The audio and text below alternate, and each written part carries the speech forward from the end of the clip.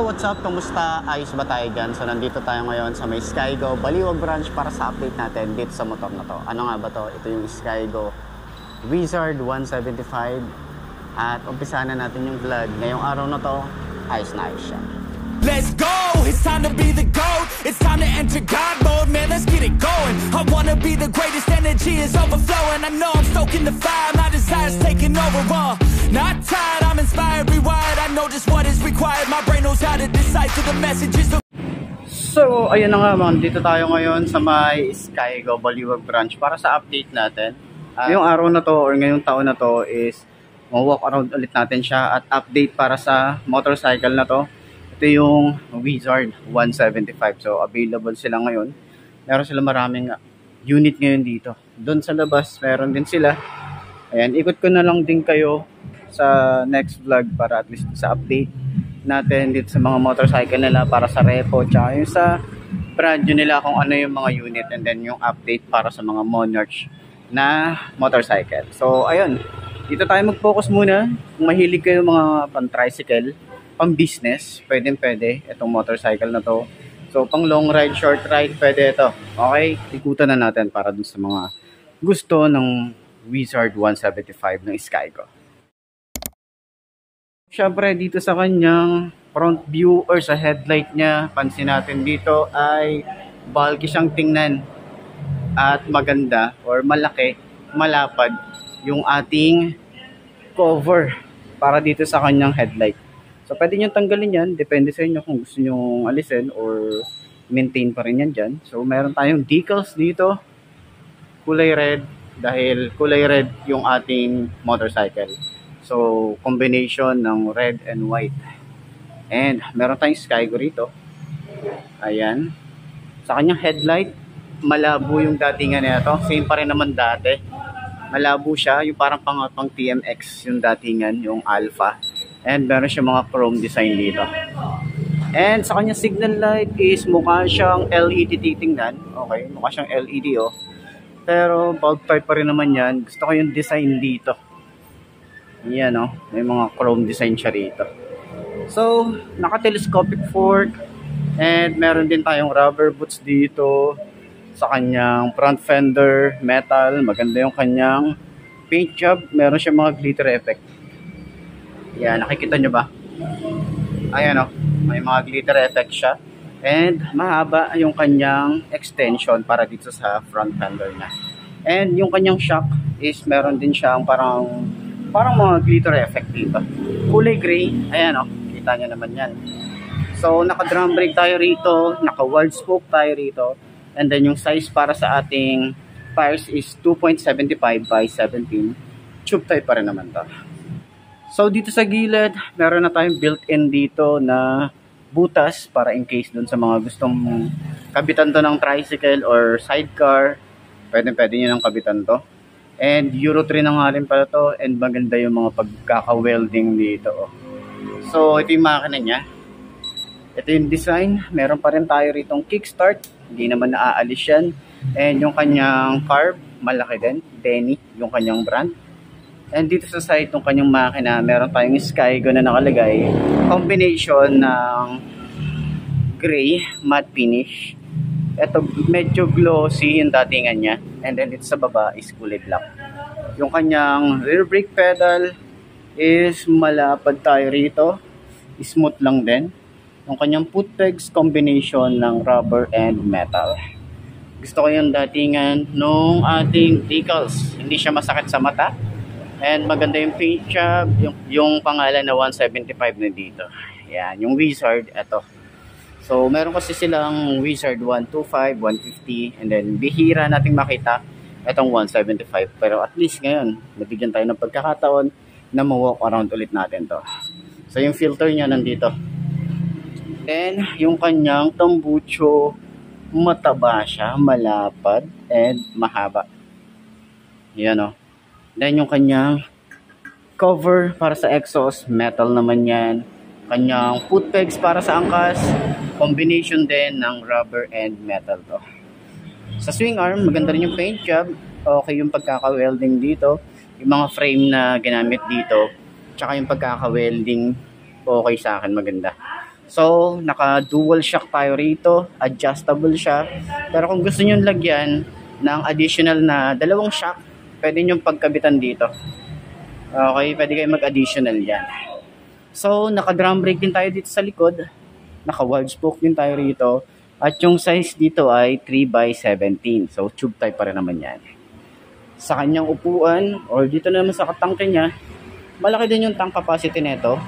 Medyo sa gas consumption nga lang. Siyempre, 175cc to. Huwag tayo mag-expect ng tipid.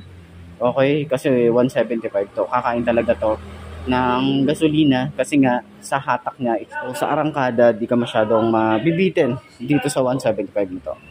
So, sa upuan, macho siyang tingnan.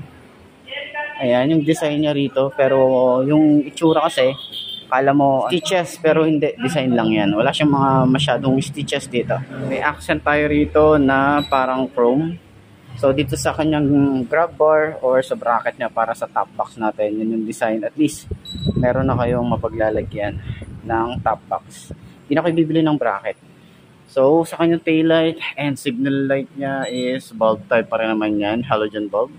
And same lang din nung design nung sa harap na signal light. Lagay ng plate. Ito yung itsura. Metal naman yung pinagkakabitan nito. Pati ito, metal to. Yan. Ito rin, metal din to. Yung kanyang rear fender. And meron tayong extension na plastic. Yan. Flexible to. Pwede nyo tanggalin to kung in case na ayaw nyo ng ganitong style nung extension. Pwede nyo tanggalin. Okay?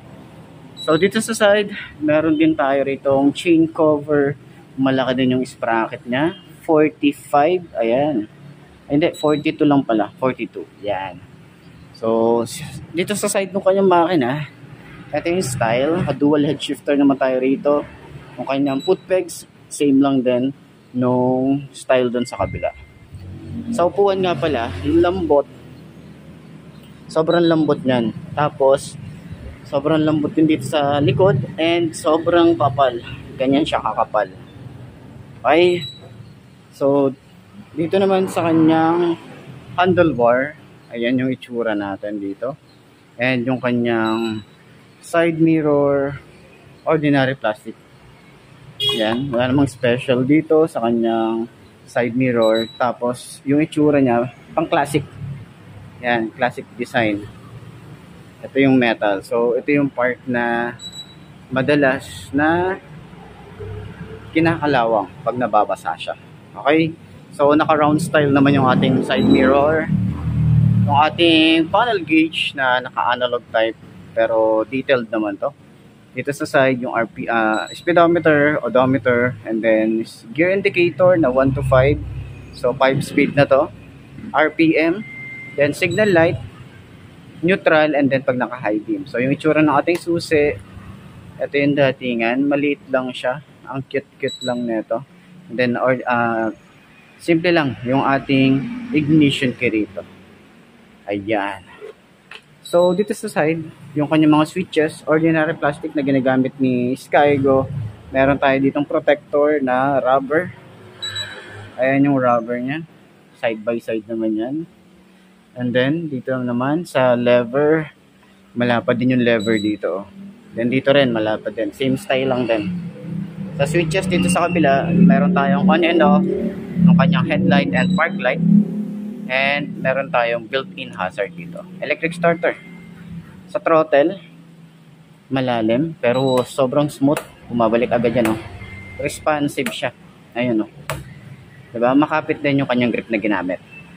So, dito sa side, meron tayong high and low, signal light, busina. Pero wala tayo ritong flasher. Sasakyan naman natin yung motorcycle na to. Para at least dun sa mga 5'2" na kagaya ko na itong motorcycle, may reference kayo. Okay? It's looking brighter, already paid up the fight, but my game is getting much tighter. I feel my body on fire. Now it's game time. All the practice to prepare for this main time. I could do anything, that's my baseline.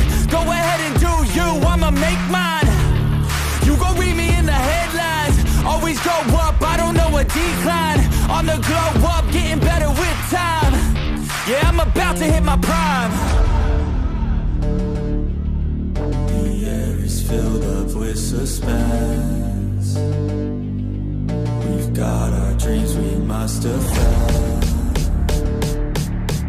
and we know what we... So ayan, sakyan naman natin yung motorcycle para sa 5'2" na kagaya ko. Kung abot ba natin to. Okay, side stand natin. Kaya na itsura natin kapag naka side stand. Ayan, usad pa natin para at least makita nyo masyado. Ayan, ganyan ang itsura nya kapag naka side stand tayo. Okay naman siya, mukhang di naman siya delikado sa mga alanganing lugar. Sakyan natin, 5'2" yung aking height. Ayan. So sobrang tingkayad, pero sa sobrang gaan or magaan yung motor, hindi naman tayo mahirapan dito. Manageable naman siya. Pwede natin itaas yung ating paa dito sa kabila or dito sa side. Yan. Tataas natin tong kabilang paa, nakababa yung kabilang paa. Bababa natin yung kabilang paa, itataas natin yung kabilang paa. Okay, ganun lang naman yung technique para maabot natin, para hindi tayo mahirapan. So, sa kanyang turning radius, malawak din siya. Ayan, yung legroom natin dito malawak pa rin or malapad pa rin siya. Yan. So, magaan yung motor, manageable naman siya. Pati yung kanyang shock. Ayan, yung shock niya. Sobrang ganda nung sobrang ganda ng bounce. Dito sa likod, okay din. Pero mas nararamdaman ko yung foam nung ating upuan. So, malawak pa yan, malapad pa yan. Okay. So, pwede kayo mag-angkas dito. Siguro mga dalawa, kasya pa. Pero syempre, huwag nyo gagawin yan, okay? So, ayan na nga. Para dun sa lahat ng mga gustong kumuha na ito, puntahan nyo na lang dito sa Skygo Baliwag branch or kahit saang Skygo branch na malapit sa inyo, puntahan nyo na lang. And then, inquire na lang kayo. Pero ilalagay ko pa rin yung contact number nila at saka yung price nitong motorcycle na to. Ayos na ayos yan. So, ito nga pala yung libre nating helmet para dun sa Wizard 175. Ayan.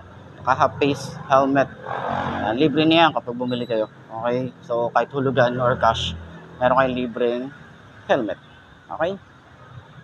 So, yun nga mga best, no? Ito na ba ang motor na babagi sa'yo? Kung ito na nga, ay markahan mo na at mag-subscribe ka na sa aking YouTube channel. I-click mo na rin notification bell para updated ka sa lahat ng videos na upload natin dito araw-araw. So, laging tatandaan, wala sa brand ng motor ay tatagal yan. Kung di na sa pag-aalaga mo yan, tatagal yan, ayos na ayos yan. So, kita ka na lang ulit tayo bukas.